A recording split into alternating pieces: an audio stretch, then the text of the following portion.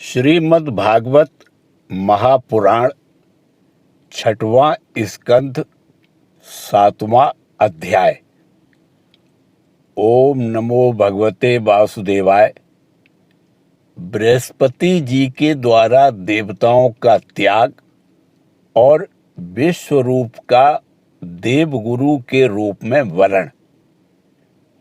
श्री सुखदेव जी एवं राजा परीक्षित संवाद। राजा परीक्षित ने पूछा, भगवन, देवाचार्य बृहस्पति जी ने अपने प्रिय शिष्य देवताओं का किस कारण त्याग किया था? देवताओं ने अपने गुरुदेव का ऐसा कौन सा अपराध कर दिया था? आप कृपा करके मुझे बतलाइए।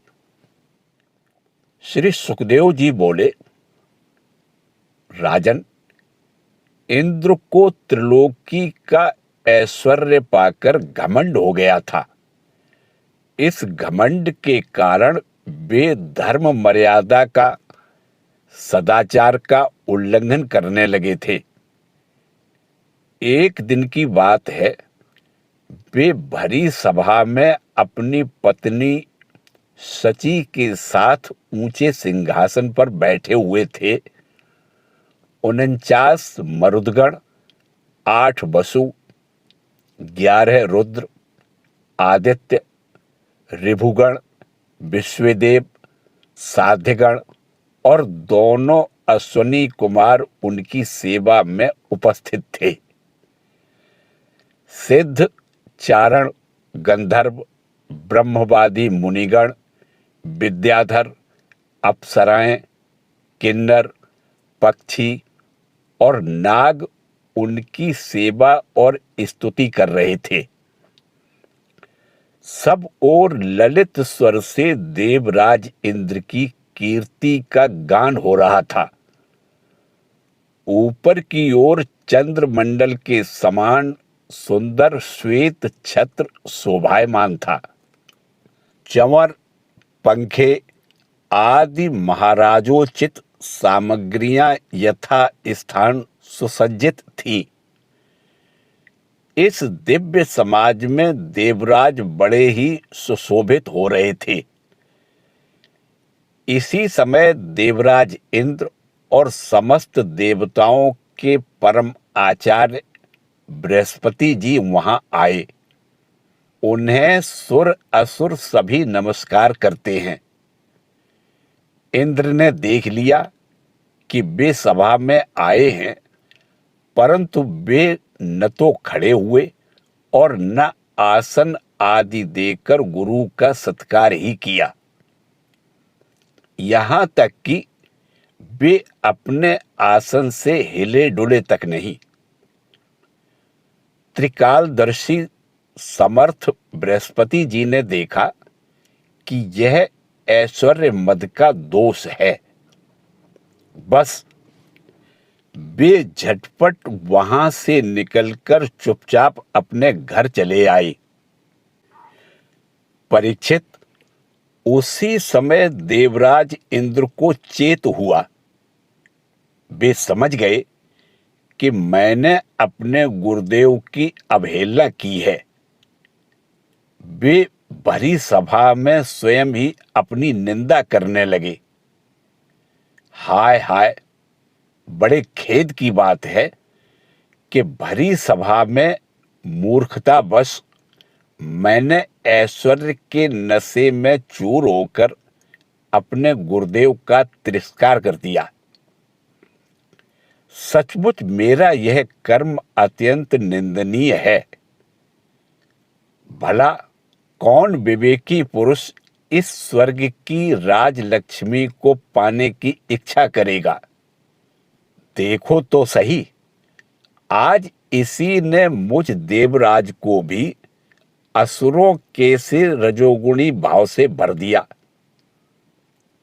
जो लोग यह कहते हैं कि सार्वभौम राज सिंहासन पर बैठा हुआ सम्राट किसी के आने पर राज सिंहासन से न उठे, वे धर्म का वास्तविक स्वरूप नहीं जानते।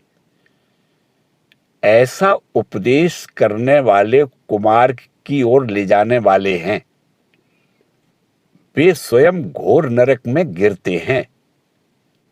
उनकी बात पर जो लोग विश्वास करते हैं वे पत्थर की नाव की तरह डूब जाते हैं। मेरे गुरुदेव बृहस्पति जी ज्ञान के अथाह समुद्र हैं। मैंने बड़ी शठता की। अब मैं उनके चरणों में अपना माथा टेककर उन्हें मनाऊंगा। परीक्षित, देवराज इंद्र इस प्रकार सोच ही रहे थे कि भगवान बृहस्पति जी अपने घर से निकलकर योग बल से अंतर्धान हो गए।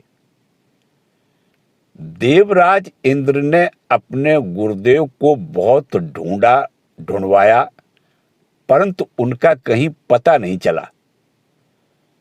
तब वे गुरु के बिना अपने को सुरक्षित न समझकर देवताओं के साथ अपनी बुद्धि के अनुसार स्वर्ग की रक्षा का उपाय सोचने लगे, परंतु वे कुछ भी सोच नहीं सके। उनका चित्त अशांत ही बना रहा। परीक्षित, दैत्यों को भी देवगुरु बृहस्पति और देवराज इंद्र की अरवन का पता लग गया।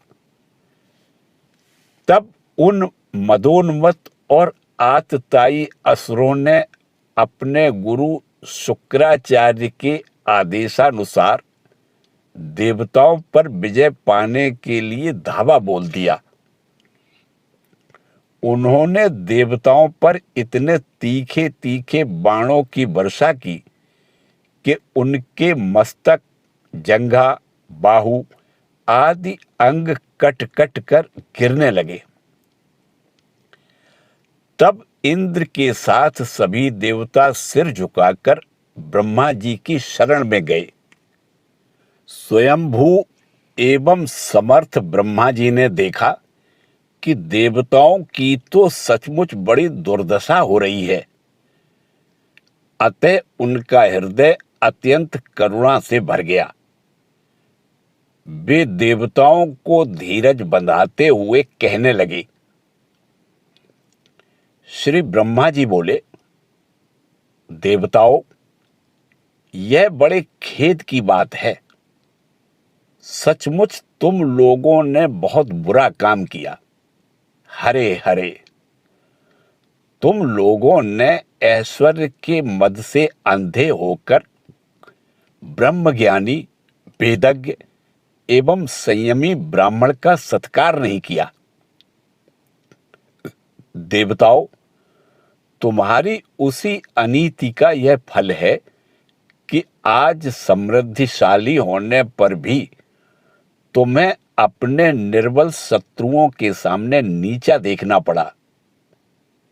देवराज, देखो, तुम्हारे शत्रु भी पहले अपने गुरुदेव शुक्राचार्य का तिरस्कार करने के कारण अत्यंत निर्बल हो गए थे, परंतु अब भक्ति भाव से उनकी आराधना करके वे फिर धन जन से संपन्न हो गए हैं।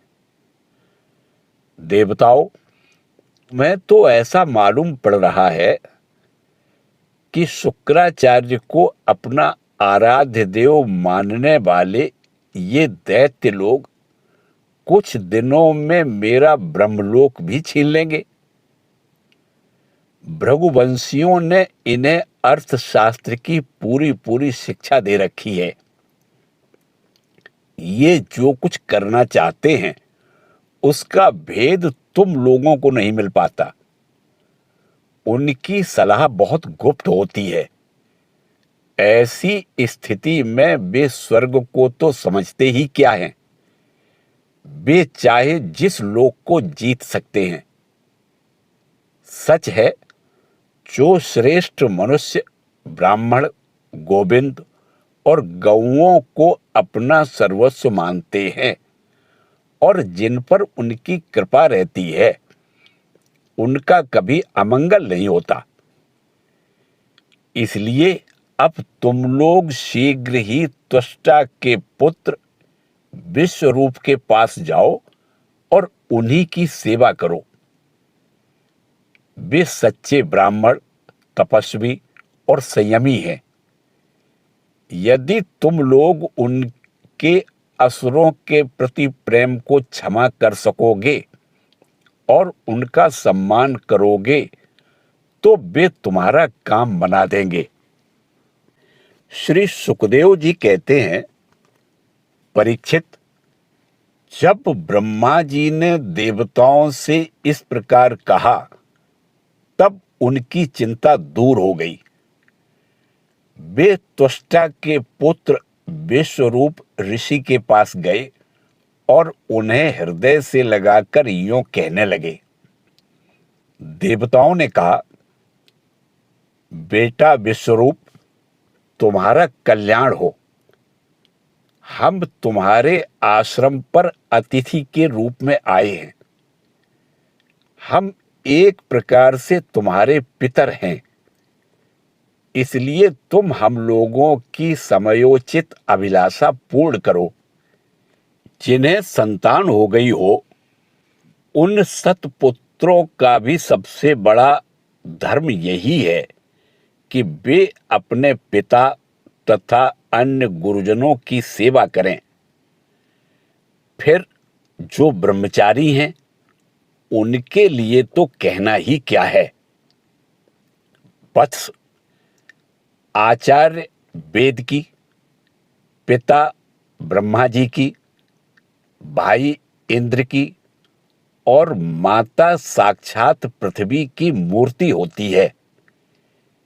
इसी प्रकार बहन दया की, अतिथि धर्म की, अभ्यागत अग्नि की और जगत के सभी प्राणी अपने आत्मा की ही मूर्ति आत्म स्वरूप होते हैं।